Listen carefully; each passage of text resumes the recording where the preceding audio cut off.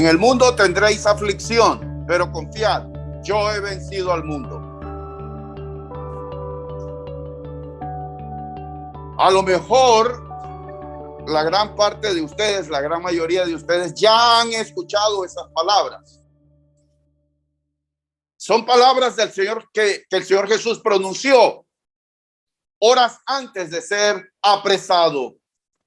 En el mundo tendréis aflicción, pero confiad, yo he vencido al mundo. Juan 16:33. Los discípulos tenían un concepto equivocado acerca del reino de Dios. Ellos esperaban reinar con Cristo y gozar del poder y la gloria como en cualquier otro reino terrenal.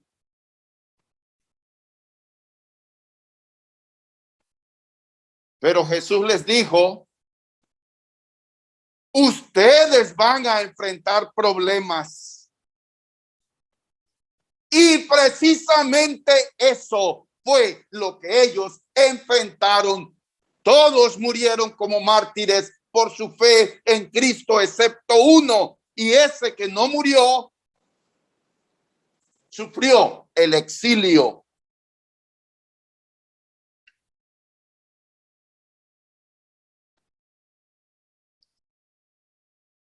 Siempre ha habido problemas en el mundo. Job 5:7 dice: pero como las chispas se levantan para volar por el aire, así el hombre nace para la aflicción. ¿Y quién fue el que pronunció esas palabras? El hombre que es un ejemplo de sufrimiento, Job. Pero como las chispas se levantan para volar por el aire, así el hombre nace para la aflicción. Y es que los problemas definen a este mundo. Vivimos en un mundo caído en pecado. El primer sonido que hace el ser humano cuando nace es el llanto. Quienes hemos sido rescatados del pecado, seguimos viviendo en este cuerpo caído y en medio de un mundo caído en pecado. Llamo la atención de todos ustedes en este momento a las palabras que el Señor le dijo a Pablo. El Señor le dio estas palabras al apóstol Pablo. El apóstol Pablo necesitó, así como ustedes y yo, de palabras de aliento, de ánimo, de fortaleza, porque el apóstol Pablo también experimentó tristeza, dolor, desánimo. Y dice así, 2 Corintios capítulo 12, versículo 9. Y me ha dicho: bástate mi gracia, porque mi poder se perfecciona en la debilidad. Por tanto, de buena gana me gloriaré, más bien en mis debilidades, para que repose sobre mí el poder de Cristo. Bástate mi gracia. Mi gracia es suficiente para ti. Otra versión traduce: mi bondad es todo lo que necesitas. Y es que, hermanos, jóvenes, la gracia de Dios es suficiente para nosotros. ¿Estás en dolor?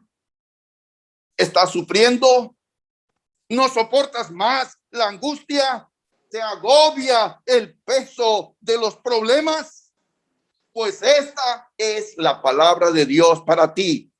Dios te dice: bástate mi gracia. Mi gracia es todo lo que necesitas. Mi gracia es suficiente para ti. Un poquito de exploración en el significado de la palabra gracia. Gracia es una magnífica palabra. Ella está en todas partes del Nuevo Testamento y tiene que ser así, porque todo lo que tenemos, todo lo que Dios hace es por pura gracia. Al menos unas 155 veces aparece en el Nuevo Testamento. Del idioma griego, la palabra gracia se escribe charis, pero se pronuncia caris. La gracia es un acto de bondad para alguien que no lo merece. En la Biblia, la gracia de Dios es la bondad de Dios para quienes merecen la ira o el juicio. La gracia de Dios ha dado como fruto nuestra salvación en Cristo. La gracia de Dios es la generosidad de Dios para quienes no lo merecen. Nosotros estamos acostumbrados a escuchar esa palabra, gracia de Dios. Pero creo que la palabra gracia y el concepto gracia en nosotros es simplemente una idea, un concepto, una doctrina. Deseo en esta mañana que rectifiquemos y que veamos la gracia no como una palabra bonita o como una doctrina, sino como poder. La gracia de Dios es poder, la gracia de Dios es fuerza.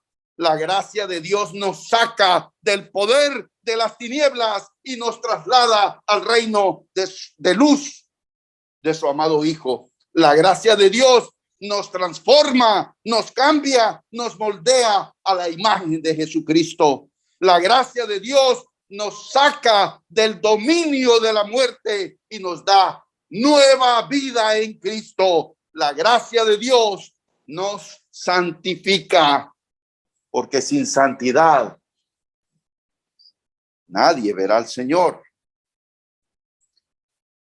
Así es, amados hermanos y amigos, tenemos que mirar a la gracia de Dios como un poder, no como una idea maravillosa. La gracia de Dios es más que un concepto doctrinal. La gracia de Dios es poder de Dios trabajando en nuestras vidas en todas las circunstancias para darnos las fuerzas y los recursos espirituales que necesitamos para enfrentar los desafíos de la vida diaria. Todos nosotros enfrentamos desafíos, dificultades, problemas de toda clase, de toda índole, y necesitamos de la gracia de Dios. El Nuevo Testamento, ampliando un poquito este concepto, el Nuevo Testamento describe la gracia de Dios de muchas maneras. Solamente quiero compartir tres ideas principales que el Nuevo Testamento dice acerca de la iglesia. Presten atención porque esto es muy importante, apreciados hermanos. En Efesios 2:7 dice, para mostrar en los siglos venideros las abundantes riquezas de su gracia en su bondad para con nosotros en Cristo Jesús. Aquí yo no sé si la figura retórica que encontramos aquí es una hipérbole. Tendría que investigar más sobre esto, pero el apóstol hace un énfasis de cuán grande es la gracia, porque fíjense, en la versión Reina Valera dice entonces abundantes riquezas. Noten, abundantes riquezas. La riqueza no es algo abundante. Cuando alguien dice, yo soy rico, es que tiene abundancia. Pero noten aquí, eso es lo que yo quiero que podamos ver. El esfuerzo que hace el escritor para expresar un concepto tan grande. La gracia de Dios es riqueza abundante, es abundante riqueza.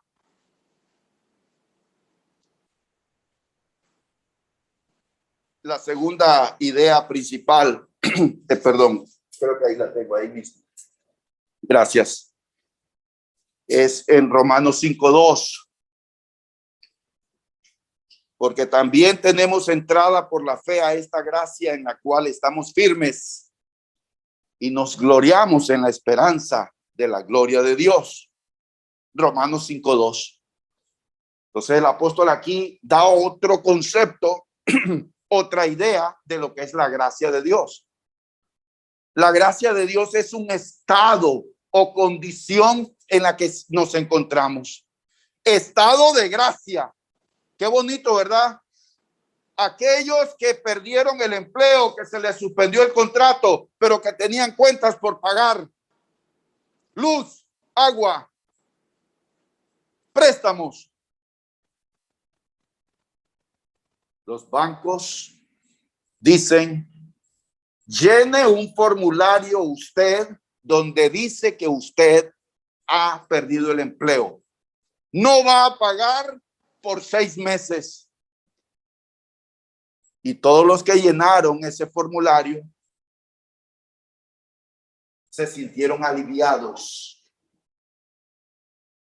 No tenían ese peso de la mensualidad del pago. Saben que hay que pagar más adelante, pero hay un acuerdo bancario. Hay un periodo de gracia.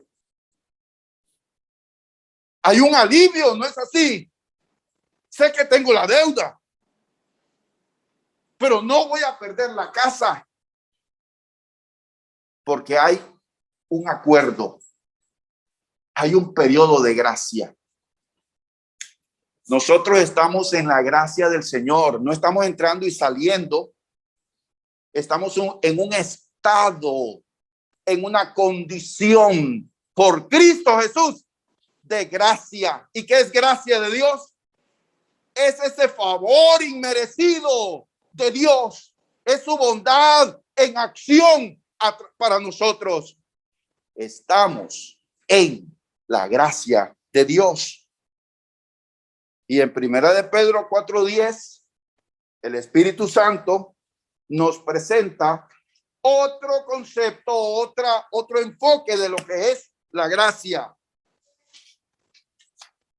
Y dice, Primera de Pedro 4:10, dice así: cada uno según el don que ha recibido, ministrelo a los otros como buenos administradores de la multiforme gracia de Dios. La gracia de Dios se manifiesta de muchas maneras.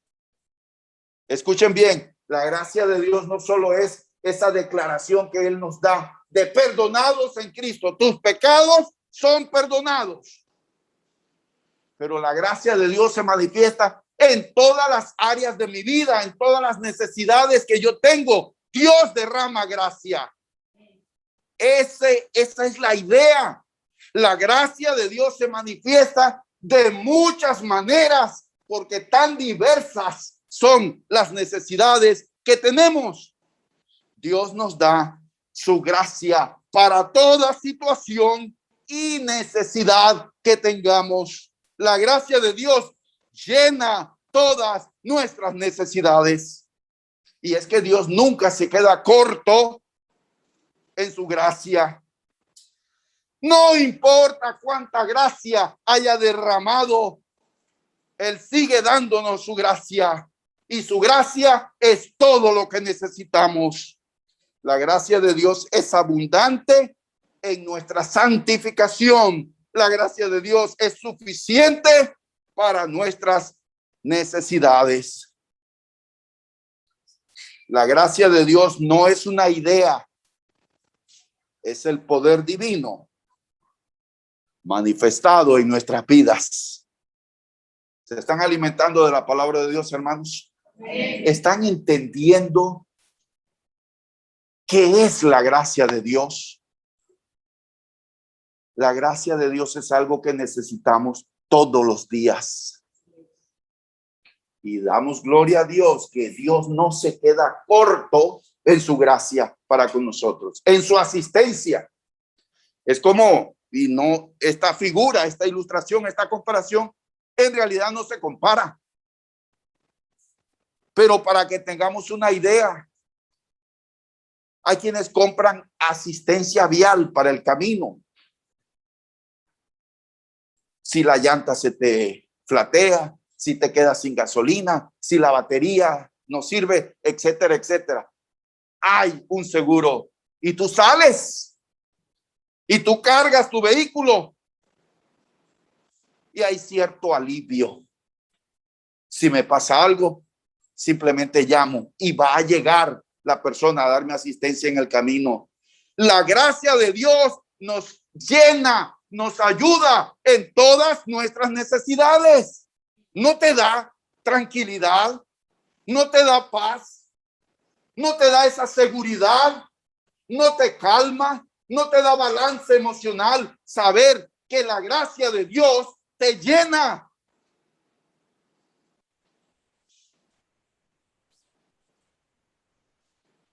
Ahora, el texto bíblico de nuestro mensaje de hoy, bástate mi gracia. Permítanme explicarle un poquito más. Sirve la introducción que he hecho sobre el tema de la gracia, pero ahora vamos a entrar en nuestro mensaje al meollo, al núcleo, al corazón del tema que el Espíritu Santo puso en mí para compartirlo con ustedes. Bástate mi gracia, 2 Corintios 12:9. Permítanme darles un poquito de explicación por qué Pablo recibió esas palabras. ¿Por qué? ¿Cuál era la circunstancia? Pablo escribió 2 carta a los Corintios para defenderse de ataques de quienes llegaron a la iglesia de Corinto después que Pablo se fue. Pablo estuvo en Corinto, recuerden, Pablo llega de Atenas en su segundo viaje misionero. Pablo llega por primera vez a la ciudad de Corinto a predicar el evangelio y se quedó 1 año y medio.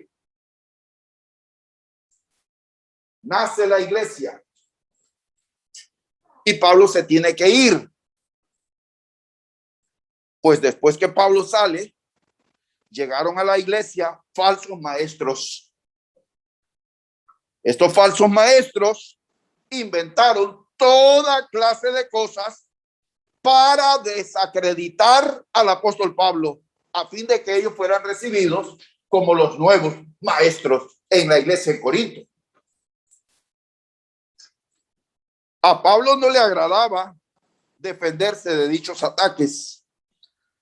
A Pablo no le agradaba hacer mención de sus logros o de las credenciales que él tenía que acreditaban su apostolado.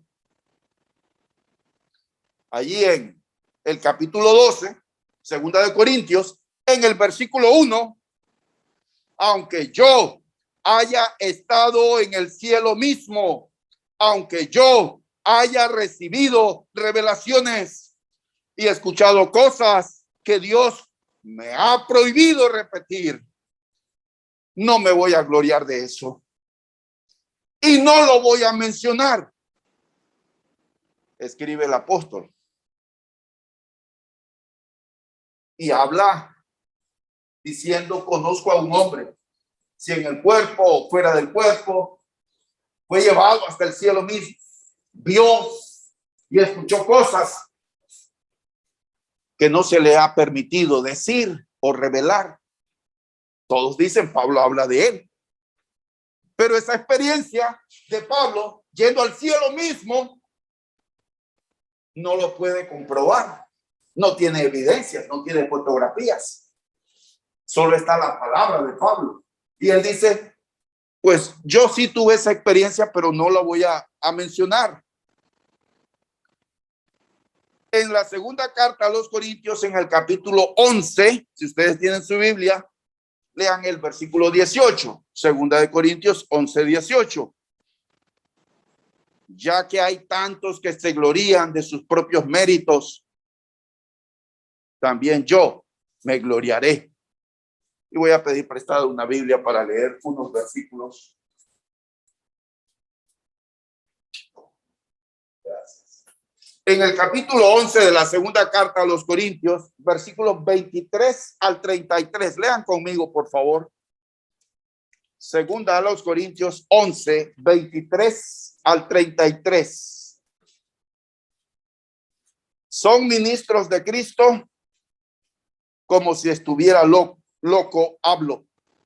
Yo más, en trabajos más abundantes, en azotes sin número, en cárceles más, en peligros de muerte muchas veces. De los judíos 5 veces he recibido 40 azotes menos 1. 3 veces he sido azotado con varas, 1 vez apedreado, 3 veces he padecido naufragio, 1 noche y 1 día he estado como náufrago en alta mar, en caminos muchas veces, en peligros de ríos, peligros de ladrones, peligros de los de mi nación, peligros de los gentiles, peligros en la ciudad, peligros en el desierto, peligros en el mar, peligros entre falsos hermanos, en trabajo y fatiga, en muchos desvelos, en hambre y sed, en muchos ayunos, en frío y en desnudez. Y además de otras cosas, lo que sobre mí se agolpa cada día, la preocupación por todas las iglesias. ¿Quién enferma y yo no enfermo? ¿A quién se le hace tropezar y yo no me indigno? Si es necesario gloriarse, me gloriaré en lo que es de mi debilidad. El Dios y Padre de nuestro Señor Jesucristo, quien es bendito por los siglos, sabe que no miento. En Damasco, el gobernador de la provincia del rey Aretas guardaba la ciudad de los damasenos para prenderme y fui colgado del muro en un canasto por una ventana y escapé de sus manos. Entonces el apóstol Pablo dice, estas son mis credenciales como apóstol. Recuerden, había opositores acérrimos, falsos profetas, falsos maestros, cristianos supuestamente que habían entrado a la iglesia de Corinto y que estaban desacreditando a Pablo. Y Pablo entonces escribe esta segunda carta. Ese es el contexto por el cual está el versículo que tenemos como clave de nuestro mensaje. Las acusaciones que Pablo tenía eran estas. Pablo es un falso apóstol. Pablo tiene pecados ocultos. Pablo no habla bien en público y su aspecto es despreciable. Pablo es corrupto. Pablo ha inventado todo lo que enseña. Para salvar a las iglesias de estos falsos maestros, Pablo tiene que defenderse de estas acusaciones. Y uno pensaría, y el apóstol Pablo sufría estas cosas. ¿Puede un apóstol como Pablo llegar a sentirse abrumado, desanimado, decaído? ¿Puede llegar a sentirse triste?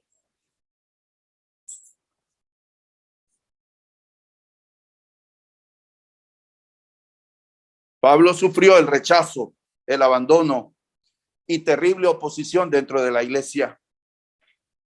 Y siendo humano, Pablo se preguntaría, ¿por qué? ¿Por qué Dios permites que yo sufra, no solo de parte de los incrédulos, sino de parte de aquellos a quienes he servido. Los amo y ellos me aman menos. Me sacrifico por ellos y no me lo agradecen. ¿Qué está pasando? Preguntaría el apóstol, ¿qué está pasando? Pablo sufre decepción, desaliento, desánimo. Su corazón está dolido. Por encima de todos sus padecimientos por causa de predicar el evangelio, él sufrió hambre, frío, encarcelamiento, pedradas, latigazos, naufragio, peligros. Por encima de todo eso, lo peor es tener a los propios hermanos de la iglesia en su contra. Y Pablo escribe allí en la segunda carta a los Corintios, capítulo 12, versículo 15. Y yo con el mayor placer gastaré lo mío, y aún yo mismo me gastaré del todo por amor de vuestras almas, aunque amándoos más, sea amado menos. Solo lo que estaba en el corazón de Pablo.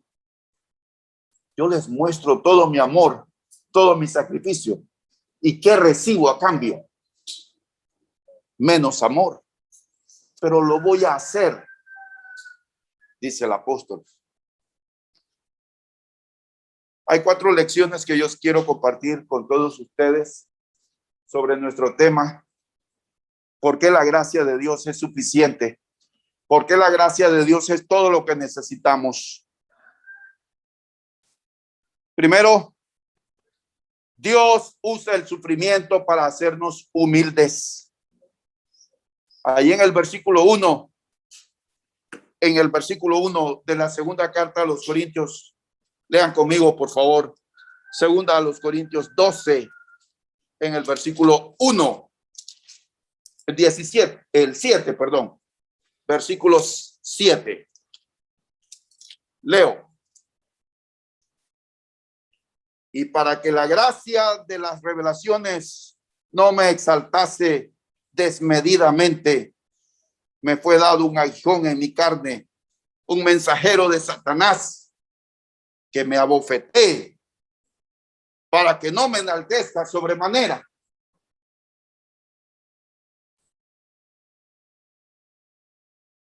El apóstol Pablo dice que Dios ha establecido un mecanismo para evitar que Pablo se vanagloríe, se enaltezca él mismo, para que Pablo se mantenga humilde y que todas las revelaciones, todo lo que él ha visto y oído, toda su experiencia especial, todo lo que Dios le ha dado a él, no a otro más, para que todo eso no sirva para enorgullecerse, vanagloriarse, para mantenerlo humilde. Dios le ha enviado un mensajero de Satanás. Un momento, dirán ustedes. Dios está enviando a Pablo un mensajero de Satanás. Pues eso es lo que dice la Escritura. Y recordemos que Dios permitió que Satanás hiciera todo lo que hizo en Job. El Satanás pidió permiso. Y sabemos todas las tragedias y todo lo que ocurrió en la vida de Job. Todos sus hijos mueren aplastados. La casa se les vino encima por obra de Satanás y Dios lo permitió. Hay luto y hay dolor y todo lo que padece Job. Sabemos que Jesús le dijo a Pedro esa noche antes de ser apresado: Pedro, Satanás os ha pedido para zarandearos como a trigo, pero yo he rogado que tu fe no falte. Pablo dice, para mantenerme humilde, Dios ha enviado un mensajero de Satanás. Mensajero aquí es la misma palabra en griego para ángel. Ángel. Un demonio. Dios permite ese demonio le esté dando golpes a Pablo. ¿Para qué? ¿Por qué? Para mantenerlo humilde. Para bajarle los humos. Yo quiero que aprendamos en esta mañana esta palabra de Dios. Los problemas, las dificultades deben ayudarnos a ser humildes. La gracia de Dios es todo lo que necesitamos. Pablo había recibido revelaciones divinas súper extraordinarias. Cualquiera se enorgullecería de ese privilegio. La humildad es la virtud número 1. La Sagrada Escritura dice que Moisés, dice así, Números 12:3. En verdad Moisés era muy humilde, más humilde que cualquier otro hombre en la tierra. Miren cómo describe Números, capítulo 12, versículo 3, el carácter de este hombre de Dios, Moisés. Dios quiere que Pablo aprenda humildad. Por eso el Señor me dio ese aguijón en la carne, un mensajero de Satanás enviado a torturarme para que no me vuelva demasiado orgulloso. Dios dio permiso a un mensajero de Satanás, a un ángel caído, a un demonio que recibió permiso de Dios para bofetear a Pablo, para que Pablo aprendiera humildad. Segunda lección de nuestro pasaje bíblico, bástate mi gracia, 2 Corintios 12:9. Dios usa el sufrimiento para atraernos a él. Dice en el versículo 8, respecto a lo cual 3 veces he rogado al Señor que lo quite de mí. 3 veces Pablo ha orado con intensidad. ¿Cómo serían las oraciones de Pablo? El apóstol Pablo. ¿Cómo oraba él? Puedo asegurarles que no eran esas oraciones que nosotros usamos para llevar. ¿Se acuerdan esa frase? Bueno, permítanme explicarles. En nuestro tiempo están los restaurantes de comida rápida. ¿Por qué se inventaron los restaurantes de comida rápida? Para agilizar el pedido. El cliente no quiere pasar 1 hora ni media hora. Lo más rápido que usted pueda. Hasta está el autoservicio. Usted habla, avanza un poco, paga y en la siguiente ventanilla una mano sale y le da el paquete. ¡Listo! Muchas veces nuestras oraciones son para llevar.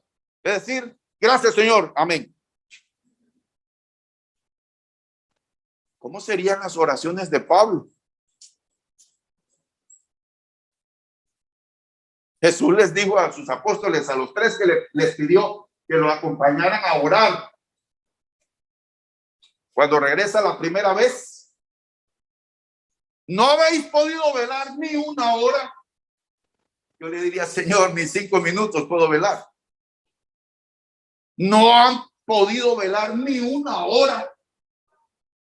Las oraciones del maestro eran kilométricas. Toda la noche pasaba orando y no estaba acompañado. Y hago ese énfasis porque para hacer lo que hizo Jesús se requiere disciplina. Irte tú solo al monte a orar solo. Porque dice la escritura que cuando tenemos a un compañero nos animamos. Si uno se cae, el otro lo levanta.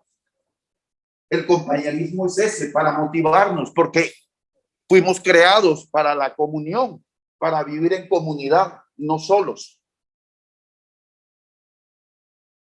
Pablo dice, 3 veces he rogado que el Señor me lo quite.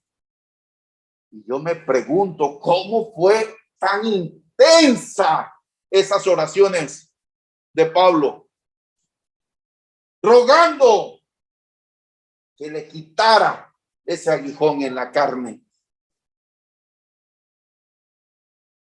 Los problemas y las dificultades son para mantenernos cerca del Señor, para motivarnos a orar más. Y siempre les he dicho, hermanos, recuerden, hay 2 clases de pruebas. Hay 2 tipos de pruebas. Solamente, si usted no ha escuchado esto, preste atención. 2 clases de pruebas. La prueba de la adversidad y la prueba de la prosperidad. No hay más. Prueba de la adversidad son aquellos problemas, dificultades, escasez, penurias, enfermedades, todo aquello que necesitamos llenar. Y la mayoría de los cristianos pasan la prueba, aprueban. ¿Por qué? Porque cuando estamos en penurias, en necesidades, en dificultades, pasamos arrodillados, orando, Señor, ayúdame. Quiero ver la luz al final del túnel. Dios, provéeme, ayúdame. Y no es que has dicho en tu palabra que me vas a proveer. Y yo he puesto toda mi confianza y estoy esperando en ti y estoy luchando siendo fiel, pero no veo la salida. Y así pasamos orando. Y al final salimos y nos levantamos, sanamos de enfermedad, encontramos trabajo, tenemos comida, tenemos para pasear. Y no nos damos cuenta que entramos a la prueba de la prosperidad. Cuando todo marcha bien, cuando tienes salud, cuando todo está viento en poco, o estamos avanzando. Qué peligrosa es la prueba de la prosperidad. Ya es cuando empezamos a decir, es que no tengo tiempo, hermano. Es que estoy muy ocupado. ¿Saben qué? Me llena aquel pasaje de las Sagradas Escrituras que dice, la bendición de Dios no empobrece. La bendición de Dios no es para maldecirnos. La bendición de Dios es para nuestro bien. El problema es la prueba de la prosperidad. Todo marcha bien y nos olvidamos del Señor. Se lo he dicho a los jóvenes. A lo largo de nuestra vida cristiana, vemos a los jóvenes creciendo en la iglesia. Llegan a adultos, quizás alcanzan un título universitario y no los volvemos a ver más en la iglesia. Se desaparecen.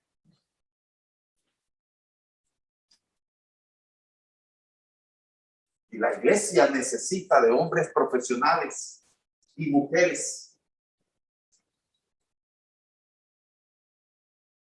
Pero se van. No pasan la prueba de la prosperidad. Pablo dice, 3 veces he rogado al Señor, bástate mi gracia. Miren, las dificultades como las que Pablo pasaba, lo hacen acercarnos a Dios. Tercera lección. Dios usa el sufrimiento para desplegar su gracia. Y me ha dicho, bástate mi gracia, porque mi poder se perfecciona en la debilidad.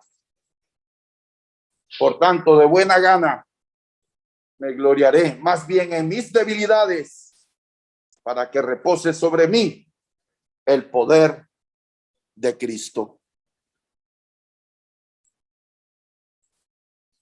Dios muestra su gracia.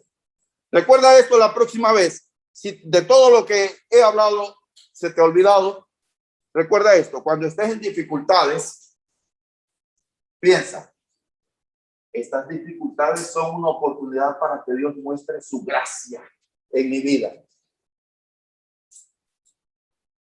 No veas las dificultades como un callejón sin salida, como una espada que pende sobre tu cabeza, como un borde de un precipicio. Mira los problemas como una oportunidad. Dios va a mostrar su gracia, como cuando el pueblo de Israel sale de Egipto con mano poderosa. Después de esas 10 plagas, el pueblo sale, van contentos, y de repente alguno que mira para atrás dice, ¿qué es ese montón de polvo que veo atrás en el desierto?